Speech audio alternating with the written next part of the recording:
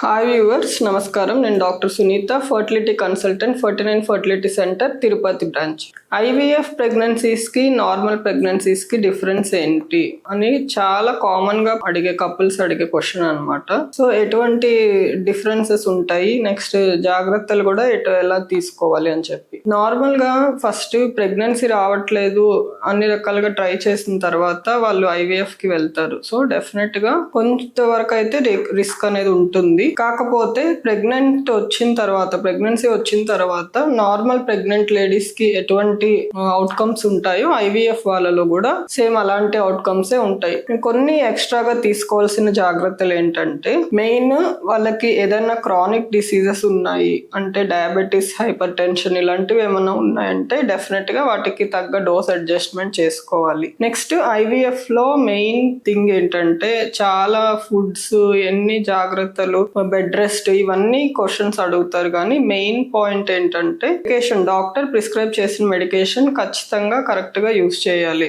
కొన్ని టాబ్లెట్స్ ఏంటంటే 2-3 days miss చేసినా కూడా అబార్షన్ రిస్క్ కానీ వేరే రిస్క్స్ కానీ బ్లీడింగ్ రిస్క్ కానీ ఉంటుంది. సో డెఫినెట్ గా కంపల్సరీగా మెడికేషన్ అయితే షూర్ గా వాడాలి. నెక్స్ట్ మెడికేషన్ వాడుతున్నప్పుడు కొంచెం ఇంజెక్షన్ సైట్ లో లైట్ గా పెయిన్ ఎక్కువ ఉన్నా కానీ లేదు ఫీవర్ అట్లా ఏమైనా వచ్చినా వెంటనే డాక్టర్ని కన్సల్ట్ అయ్యి దానికి తగ్గ ట్రీట్మెంట్ అనేది తీసుకోవాలి. మిగతావన్నీ నార్మల్ ప్రెగ్నెన్సీ లాగే. అంటే ప్రెగ్నెన్సీలో ఎలాగైతే వాళ్ళకి బేబీ గ్రోత్ తో పాటు గ్రోత్ స్కాన్స్ కానీ, ఫస్ట్ స్కాన్, ఎన్టీ స్కాన్ కానీ, ఎనామలీ స్కాన్ కానీ, నెక్స్ట్ మార్కర్స్ అనేసి ఉంటాయన్నమాట, ఎన్యూప్లాయిడీ మార్కర్స్. ఇలాంటివి ఐవీఎఫ్ లో స్పెసిఫిక్ గా ఉండకపోయినా ఏజ్ రిలేటెడ్ గా హైయర్ ఏజ్ లో ఎక్కువగా ఎన్యూప్లాయిడీ రిస్క్ అనేది ఉంటుంది. సో డెఫినెట్ గా అవి అన్ని కరెక్ట్ గా ప్రిస్క్రైబ్ చేసుకోవాలి. రెగ్యులర్ యాంటీనేటల్ చెకప్స్ అనేది చాలా ఇంపార్టెంట్. కొన్ని హై రిస్క్ పేషెంట్స్ ఉన్న వాళ్ళలో, అంటే వాళ్ళకి ప్రెగ్నెన్సీ న్యాచురల్ గా వచ్చిన ఐవీఎఫ్ లో వచ్చిన కొంతమందిలో ఏంటంటే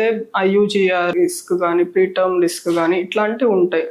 సో అవన్నీ రెగ్యులర్ యాంటీనేటల్ విజిట్స్ కరెక్ట్ గా ఫాలో అయ్యే వాళ్ళలో రిస్క్స్ అనేటివి తగ్గించుకొని ఉన్నా కానీ దానికి తగ్గ ట్రీట్మెంట్ తీసుకోవచ్చు. నెక్స్ట్ ఏదైనా ఎక్స్ట్రాగా అంటే ఫీవర్స్ వచ్చినా కూడా వెంటనే మెడికేషన్ వాడకూడదు, ఇంట్లోనే ఉండాలి అని కాకుండా వెంటనే ఇన్ఫెక్షన్ అనేది తగ్గించుకోవడం వల్ల ప్రెగ్నెన్సీ అనేది చాలా కరెక్ట్ గా కంటిన్యూ అయ్యి మంచి రిజల్ట్స్ వస్తాయి. So hope this information is informative.